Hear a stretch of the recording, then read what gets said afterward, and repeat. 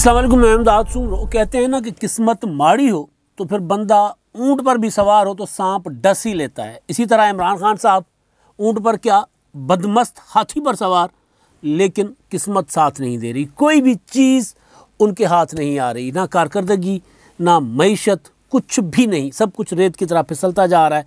और वो जो हामी थे वो इमरान खान साहब के ख़िलाफ़ हो गए हैं, मुखालिफ हो गए हैं। और वो जो मुखालफीन थे, वो जो अपोजिशन थी, कहती थी कि नहीं, इनको 5 साल पूरे करके एक्सपोज करने दें। अब उनके अंदर से आवाज़ें आना शुरू हो गई हैं कि अब तहरीक अदम एतमाद लानी चाहिए, अब तो बस हो गई है। क्योंकि लोगों ने उंगलियां उठाना शुरू कर दी हैं अपोजिशन की तरफ कि जी हाँ, आप क्या कर रहे हैं, ये हमें तबाही और बर्बादी की तरफ धकेले जा रही है हुकूमत, और आप चुप करके बैठे हैं। तो वो जो अपोजिशन की पल्स है अवाम की, वो अपोजिशन की उस जमात तक, यानी मुस्लिम लीग नून तक भी जहाँ पहुँची है, जो मुखालिफ थी। नवाज शरीफ साहब लंदन में बैठे हैं, वो कहते हैं हम तहरीक अदम एतमाद नहीं लाएंगे।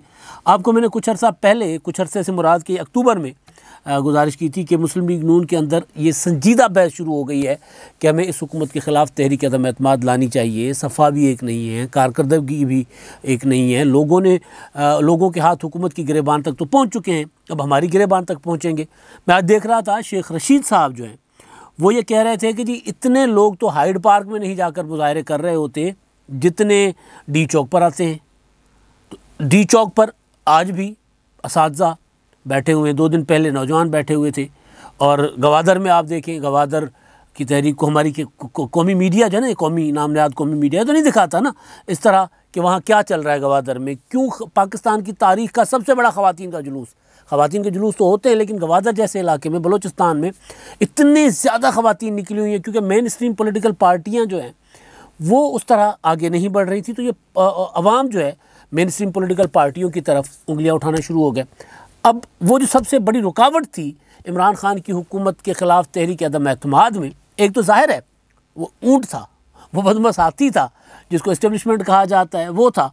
और उसके बाद मुस्लिम लीग नून कहती थी कि जी हमने तो अप्लाई ही नहीं करना, हमने इस ऑप्शन पे जाना ही नहीं है। उस मुस्लिम लीग नून के अंदर से अब आवाज़ें, पहले तो अंदर डिस्कस हो रहा था ना अक्टूबर में, मैंने अब मेरे एक नहीं कई व्लॉग्स पढ़े हुए अक्टूबर में कि नवाज शरीफ साहब तक ये पैगाम पहुंचाया गया है कि हुजूर मान जाओ, अब हम हलकों में हम भी नहीं जा सकेंगे। आज हुकूमत नहीं जा पा रही हलकों में, कल हम नहीं जा पाएंगे, क्योंकि लोग हमें समझ रहे हैं कि हम इस हुकूमत को के सहूलतकार बने हुए हैं।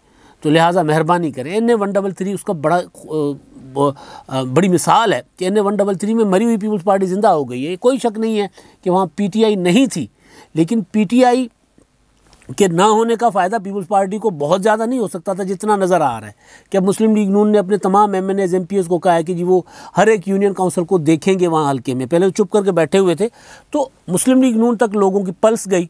अब अंदर से वो जो आवाज़ जो अंदर डिस्कशन में थी, पार्टी के फोरम्स पर, पार्टी की कचहरियों में, वो होता है ना ड्राइंग रूमों में, वो थी, तो वो अब आवाज़ मीडिया पर आना शुरू हो गई है।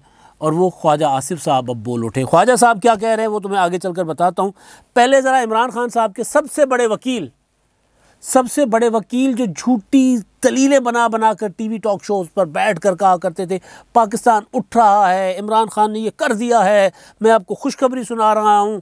चाहे वो कराची के समंदर के पास से निकलने वाली गैस, वो जो इमरान खान साहब ने कहा था ना, वो निकल गई तो फिर पाकिस्तान तो फिर ऊपर गया, फिर तो निकल जाएगा अगर, लेकिन ये खदशा भी मौजूद है। खान साहब की तकरीर है, तो इतने बड़े कमाल किस्म के साइंसदान इमरान खान साहब।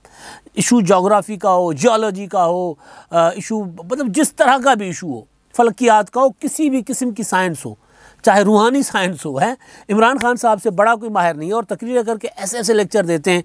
वो आपको याद है लेक्चर जब वो कराची में समंदर के पास एक कंपनी ड्रिलिंग कर रही थी, क्योंकि वो एक प्रोसीजर चल रहा होता है, वो ऐसा नहीं है कि उस हुकूमत में आ गया था। ये प्रोसीजर मैं कई बार गुजारिश कर चुका हूँ कि मैं क्योंकि जिस इलाके से हूँ वहाँ ऑयल और गैस एक्सप्लोरेशन सबसे ज़्यादा होती है। सबसे बड़े आज भी जो कुएँ हैं वो हमारे इलाके से हैं, गैस के और ऑयल के। तो हमने तो बचपन में जब वो हमारे पहाड़ों पर वो धमाके हुआ करते थे सारा दिन, क्योंकि उस वक्त वो अपना ब्लास्ट करके पहाड़ तोड़े जाते थे और उसके बाद सारा कुछ होता था। अब तो खैर जदीद टेक्नोलॉजी आ गई है, लेकिन अब भी ये होता है। तो वो सुनना करते थे हम अपने कि ये सारी ज़िंदगी हमने देखा कि जी वहाँ गैस के लिए एक्सप्लोरेशन हो रही है, वहाँ तेल के लिए हो रही है। तो सारा एक खीरसर का पहाड़ी सिलसिला, फिर हमारे ठट्टा बदीन के इलाके, ये हैदराबाद के आसपास के इलाके, तो हर जगह, और ये अपना डीजी खान के इलाकों में भी, तो हर जगह ये एक्सप्लोरेशन तो चल रही होती थी। तो इमरान खान साहब ने यूँ बताया था कि जैसे उनकी हुकूमत का कमाल है कि उनकी हुकूमत में गैस एक्सप्लोरेशन हो रही है। तो वो लेक्चर दिया करते थे। उन्होंने एक लेक्चर दिया था, आपको याद होगा, कि अगर वो जो गैस आ गई तो फिर तो हम सारा कुछ पाकिस्तान बस फिर तो ऊपर उठ जाएगा, लेकिन ये भी इम्कान है कि गैस अगर लीक होगी तो फिर हमारे हाथ कुछ नहीं आएगा।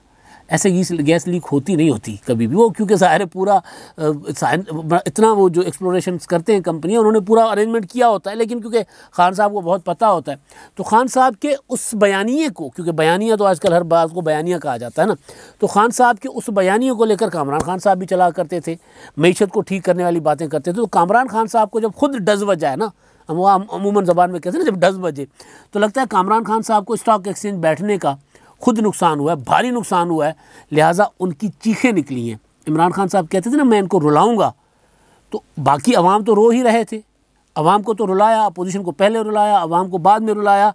अब उन लोगों को रुलाया है जिन्होंने किसी न किसी शक्ल में इमरान खान पर इन्वेस्टमेंट की थी, पैसे की शक्ल में नहीं, लेकिन पैसे वाले अपना हिसाब किताब पूरा कर गए।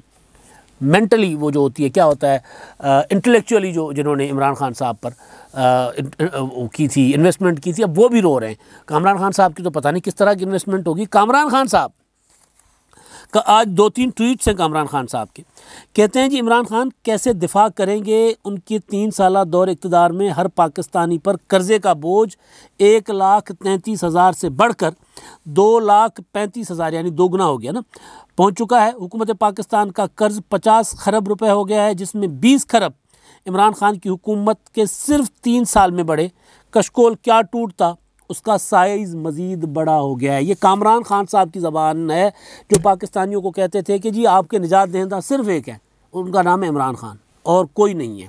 अच्छा जी, आगे चलकर एक और ट्वीट है कामरान खान साहब का, जहाँ पर मुझे लगता है कि कामरान खान साहब को पर्सनली नुकसान हुआ है। मुझे लगता है, मैं मतलब मुझे थोड़ा सा कुछ दोस्तों ने कहा था कि कामरान खान साहब स्टॉक्स में करते हैं, बिज़नेस करते हैं, तो उनका राइट है, एक वो कर सकते हैं, उनके पास पैसा है, वो अपना कर सकते हैं, स्टॉक में इन्वेस्टमेंट कर सकते हैं।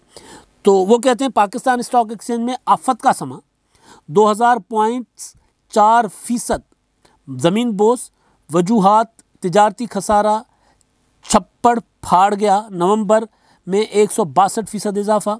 सेकेंडरी मार्केट शरह सूद में तेज़ी से इजाफा। 5 माह में 15% रुपए की कदर में कमी, मज़ीद कमी। मुल्की कर्जे 50 खरब रुपए हो गए, 3 साल में 20 खरब का इजाफा। ये दूसरा ट्वीट, ये आज कुछ वक्फे के साथ कामरान खान साहब ने किए। अगला ट्वीट, पाकिस्तान से सिर्फ चंद मिनट दूरी पर हालात, मईशत, कारोबार ज़मीन आसमान का फ़र्क। खाली शेखियाँ बघारने से काम नहीं चलेगा, जितना चल सकता था चल गया। करते धरते गिरेबानों में झांके, अब पता नहीं कौन है करते धरते जो गिरेबानों में झांके। कामरान खान साहब ये कह रहे हैं, और उधर इस हुकूमत का कमाल, मतलब कमाल है ना, कमाल पर कमाल। ये हमारे फवाद चौधरी साहब का ऐसा ट्वीट है कि अगर ये बंदा ट्वीट इमरान खान साहब को दिखाए और इमरान खान साहब की जगह कोई बंदा जिसके अंदर थोड़ी बहुत भी होती है ना, वो अपनी कही हुई बात की लाज रखने की, जिसके अंदर थोड़ी बहुत भी, तो वो बंदा फिर शर्मा जाए कि यार मैंने तो कुछ कहा था, हो कुछ रहा है। फवाद साहब कह रहे हैं, कोरोना के बावजूद 3 साल में 11 लाख लोगों को तो सिर्फ बैरून मुल्क नौकरी मिली है। अगले 2 साल में पूरी उम्मीद है कि 20 लाख लोग बैरून मुल्क जाएंगे। उनकी तफसील इस तरह है। उन्होंने फिर ये पूरा चार्ट जारी किया है, जिसमें उन्होंने बताया है कि जी कितने लोग जो हैं वो गए हैं। ब्यूरो ऑफ स्टैटिस्टिक्स के ये उन्होंने अदाद शुमार दिए हैं।